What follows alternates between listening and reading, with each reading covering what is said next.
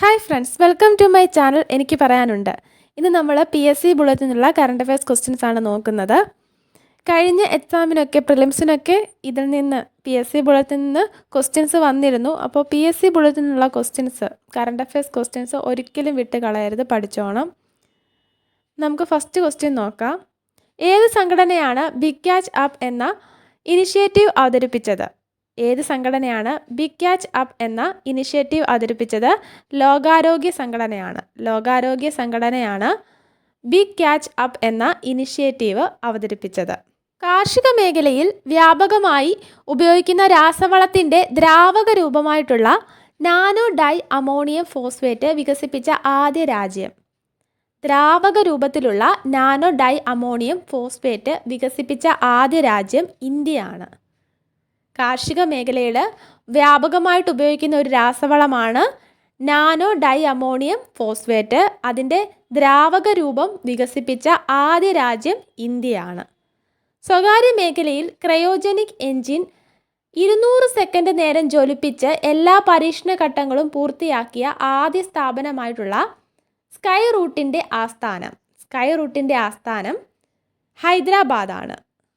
സ്വകാര്യ മേഖലയിൽ cryogenic engine 200 second നേരം ജ്വലിപ്പിച്ച് എല്ലാ പരീക്ഷണ ഘട്ടങ്ങളും പൂർത്തിയാക്കിയ ആദ്യ സ്ഥാപനം ഏതാണ്? സ്കൈ റൂട്ടാണ്. അതിൻ്റെ ആസ്ഥാനം ഹൈദരാബാദാണ്.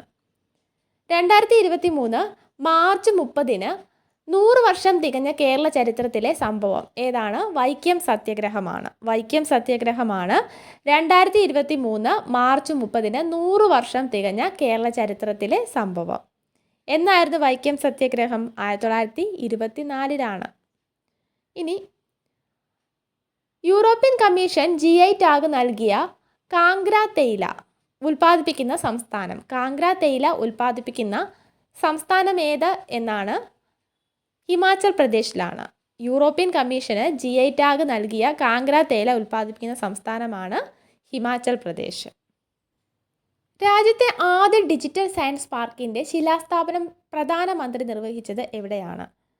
രാജ്യത്തെ ആദ്യത്തെ ഡിജിറ്റൽ സയൻസ് പാർക്കിൻ്റെ ശിലാസ്ഥാപനം പ്രധാനമന്ത്രി നിർവഹിച്ചത് പള്ളിപ്പുറത്താണ് രാജ്യത്തെ ആദ്യത്തെ ഡിജിറ്റൽ സയൻസ് പാർക്കിൻ്റെ ശിലാസ്ഥാപനം പ്രധാനമന്ത്രി നരേന്ദ്രമോദി നിർവഹിച്ചത്. ഔദ്യോഗിക സ്ഥാപനങ്ങളിൽ ഇംഗ്ലീഷ് ഉൾപ്പെടെയുള്ള വിദേശ ഭാഷകൾ ഉപയോഗിക്കുന്നതിന് പിഴ ചുമത്തുമെന്ന് നിയമം കൊണ്ടുവന്ന രാജ്യം.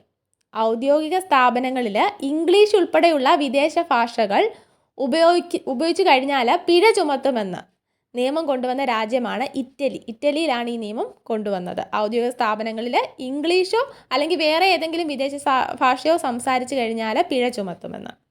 ഇനി ഗിർ ദേശീയ ഉദ്യാനത്തിൽ നിന്ന് 40ഓളം സിംഹങ്ങളെ മാറ്റി പാർപ്പിക്കാൻ തീരുമാനിച്ച ബർദ വന്യജീവി സങ്കേതം ഏത് സംസ്ഥാനത്തിലാണ്? ബർദ വന്യജീവി സങ്കേതം എവിടെയാണ്? ഗുജറാത്തിൽ തന്നെയാണ്. ഗിർ ദേശീയ ഉദ്യാനത്തിൽ നിന്ന് 40ഓളം സിംഹങ്ങളെ ഈ ബർദ വന്യജീവി സങ്കേതത്തിലേക്ക് മാറ്റാനായിട്ട് തീരുമാനിച്ചിട്ടുണ്ട്. ഇനി കേരള പുരസ്കാരങ്ങൾ അറിയാമല്ലോ. കേരള പുരസ്കാരങ്ങൾക്ക് നൽകുന്ന പതക്കങ്ങൾ അതുപോലെ മൊമെൻറ്റോ എന്നിവ രൂപകൽപ്പന ചെയ്തത് ആരാണ്? ഗോഡ്ഫ്രേ ദാസ് ആണ് കേരള പുരസ്കാരങ്ങൾക്ക് നൽകുന്ന പതക്കങ്ങൾ അതുപോലെ മൊമെൻറ്റോ ഇതൊക്കെ രൂപകൽപ്പന ചെയ്തത്. ഇനി 60 വയസ്സ് കഴിഞ്ഞ മുതിർന്ന പൗരന്മാരുടെ സന്തോഷത്തിൻ്റെ രഹസ്യങ്ങൾ അടങ്ങിയ പുസ്തകം എന്ന് വിശേഷിപ്പിക്കുന്ന ദ ഗോൾഡൻ ഇയേഴ്സ് രചിച്ചത് റസ്കിൻ ബോണ്ട് ആണ്. ദ ഗോൾഡൻ ഇയേഴ്സ് എന്ന ബുക്കിൻ്റെ പ്രത്യേകത എന്താണ്? 60 വയസ്സ് കഴിഞ്ഞ മുതിർന്ന പൗരന്മാരുടെ സന്തോഷത്തിൻ്റെ രഹസ്യങ്ങൾ അടങ്ങിയ പുസ്തകം എന്നാണ് ഗോൾഡൻ ഇയേഴ്സിനെ വിശേഷിപ്പിക്കുന്നത്. ദ ഗോൾഡൻ ഇയേഴ്സ് എന്ന ബുക്കിനെ വിശേഷിപ്പിക്കുന്നത്. അത് എഴുതിയത് റസ്കിൻ ബോണ്ടാണ്. സ്ത്രീകൾക്ക് ബസ്സുകളിൽ സൗജന്യ യാത്ര അനുവദിച്ചുകൊണ്ട് ശക്തി പദ്ധതി ആരംഭിച്ച സംസ്ഥാനം കർണാടകയാണ്. എന്നാണ് ശക്തി പദ്ധതി? സ്ത്രീകൾക്ക് ബസ്സുകളിൽ സൗജന്യ യാത്ര അനുവദിച്ചുകൊണ്ടുള്ള പദ്ധതിയാണ് ശക്തി പദ്ധതി. ഇത് ആരംഭിച്ചത് കർണാടകയിലാണ്. Striking a code, protected sovereignty എന്നീ പുസ്തകങ്ങളുടെ രചയിതാവ് എന്തൊക്കെയാണ്? സ്ട്രൈക്കിംഗ് എ കോഡ് അതുപോലെ പ്രൊട്ടക്റ്റഡ് സോവണിറ്റി ഇതൊക്കെ എഴുതിയത് ആരാണ്?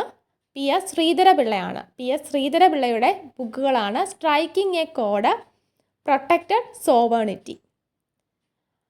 2023 36ാമത് ഏഷ്യൻ റെസ്ലിംഗ് ചാമ്പ്യൻഷിപ്പിന് വേദിയായ അസ്താന ഏത് രാജ്യത്താണ്? അസ്താന കസാക്കിസ്ഥാനിലാണ്. 2023 36ാമത്തെ ഏഷ്യൻ റെസ്ലിംഗ് ചാമ്പ്യൻഷിപ്പാണ് നടന്നത്. 36ാമത്തെ ഏഷ്യൻ റെസ്ലിംഗ് ചാമ്പ്യൻഷിപ്പ് വേദിയായത് അസ്താനയാണ്. അസ്താന ഏത് രാജ്യത്താണ്? കസാക്കിസ്ഥാനിലാണ്.